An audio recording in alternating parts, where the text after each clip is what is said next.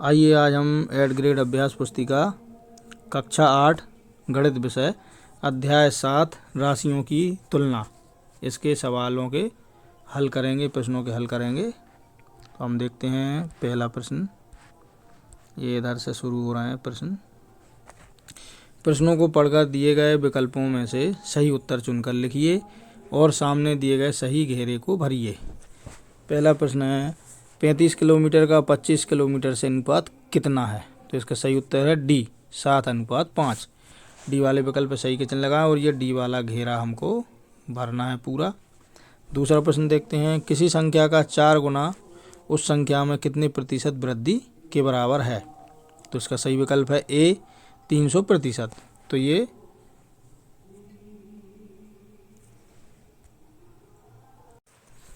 इसमें ये ए गलत है, इसमें ये बी वाला सही है 400%। ये गलत है, इसको ठीक कर लें आप।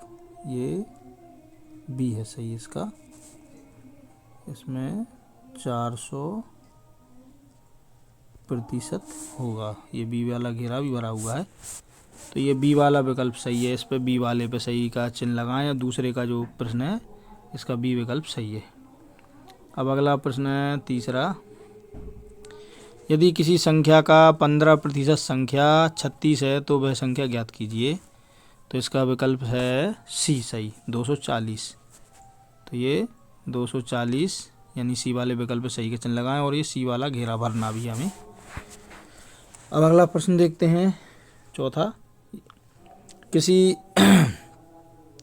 व्यक्ति का मासिक वेतन ₹50,000 है, इसमें 10% की वृद्धि होने पर नया मासिक वेतन कितना होगा? तो ये देखिए इसमें इसका सही उत्तर है 55,000 सी वाला। सी वाले विकल्प सही का चिन्ह लगाएं और ये सी वाला घेरा भरना भी है यहाँ पे।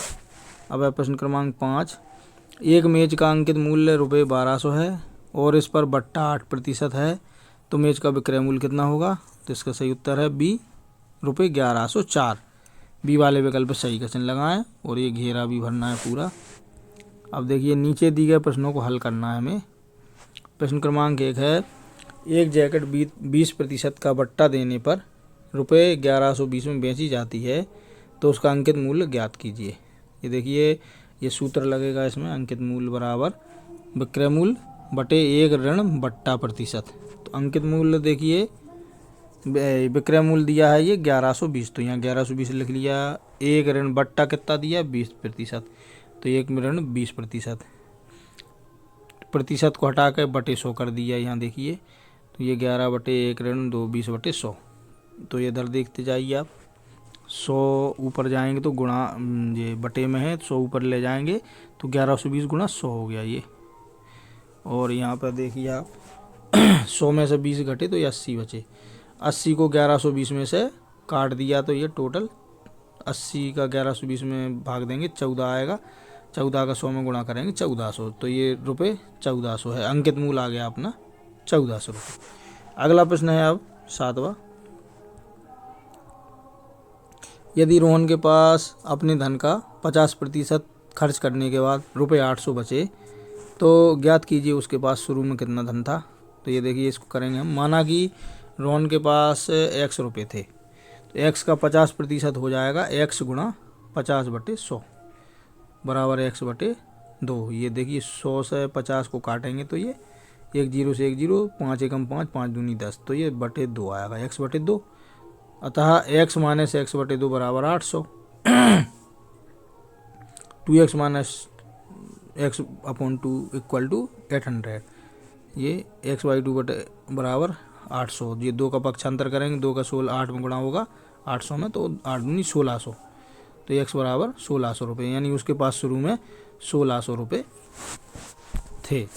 अब अगला प्रश्न है 8वां, 12 कुर्सियों का क्रय मूल्य 10 कुर्सियों के विक्रय मूल्य के बराबर है, लाभ प्रतिशत ज्ञात कीजिए। देखिए यहाँ से करते हैं, 12 कुर्सियों का मूल्य बराबर 10 कुर्सियों का विक्रय मूल्य, शेष 2 का लाभ हुआ, यानी 2 कुर्सी का उसे लाभ हुआ।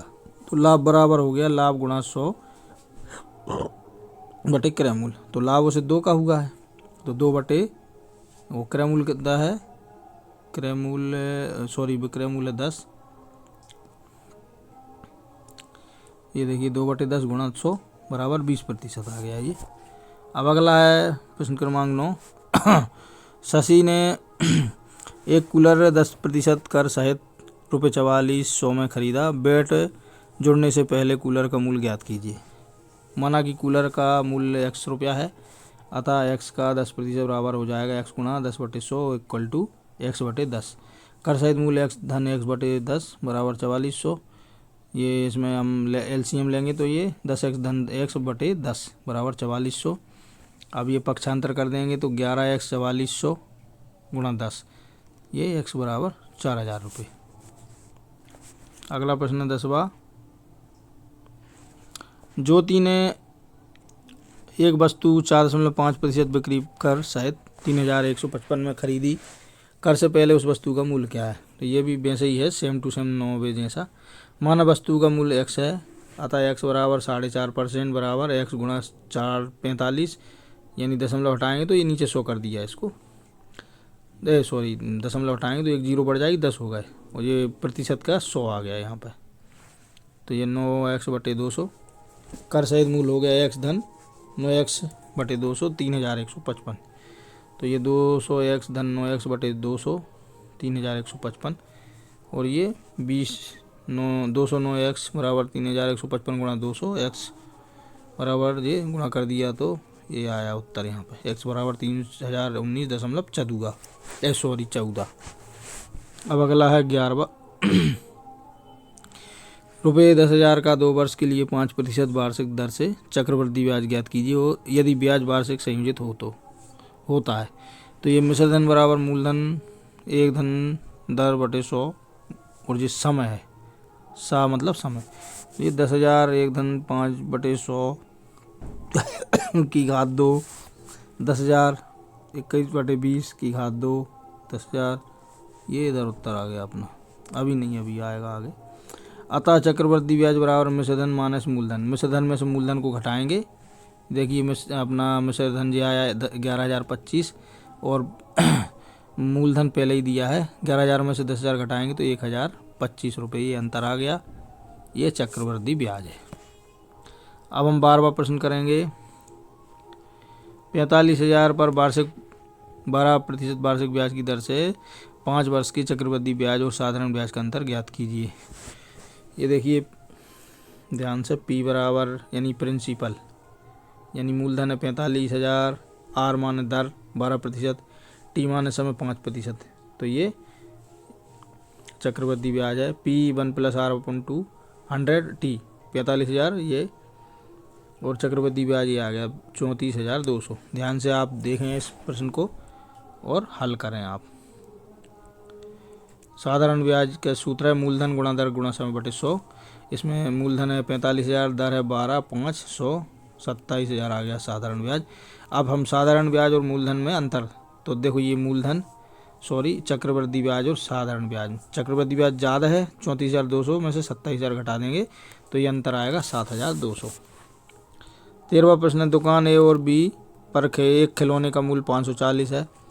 इस सप्ताह यह खिलौना दुकान बी पर 425 की सेल पर है। यह दुकान तथा दुकान ए पर 25% छूट पर है। अब किस दुकान पर यह कीमत उपलब्ध है, तो दोनों में कितना अंतर है?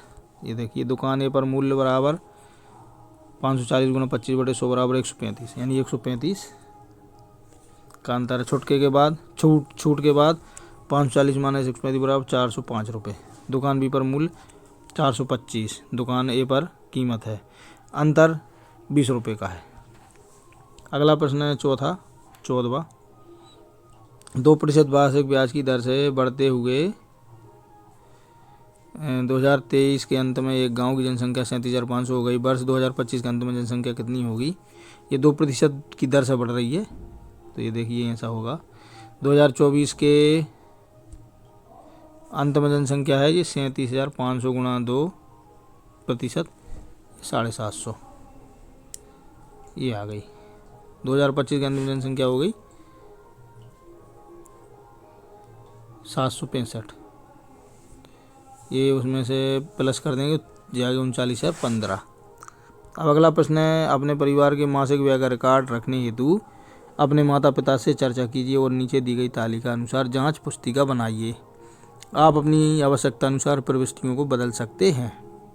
इसमें माना हमारी मासिक आय है 50,000, तो ये खर्चे हैं, मकान का किराया 4,000, शिक्षा व्यय 20,000, ये सारे खर्चे, तो ये टोटल योग हो गया ये 40,000। अब हमारी 50,000 सैलरी है, तो कुल बचत कितनी हो रही 10,000। तो ये देखिए पहला है कुल आय का कितने प्रतिशत शिक्षा पर व्यय है, तो ये देखिए ध्यान से ये 40,000 4,000 है, सॉरी शिक्षा पर 20,000 है, तो ये 40% निकला। दूसरा है परिवार की आय का कितने प्रतिशत भाग बचत है, तो ये 10,000 रुपये है, यानी 20%।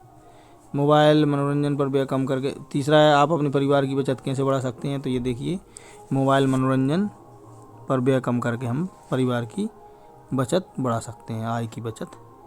इसी के साथ हमारा ये पाठ अध्याय 7 यहाँ पर समाप्त होता है। यदि आपको हमारा ये वीडियो अच्छा लगा हो तो वीडियो को लाइक ज़रूर करें और कमेंट सेक्शन में जाके आप अपने महत्वपूर्ण सुझाव हमें ज़रूर भेजें। इसी प्रकार के और अधिक वीडियो यदि आप देखना चाहते हैं तो हमारे चैनल को सब्सक्राइब ज़रूर करें और बेल आइकन को भी प्रेस करें ताकि आगे आने वाले वीडियो के नोटिफिकेशन आपको मिलते रहें। धन्यवाद।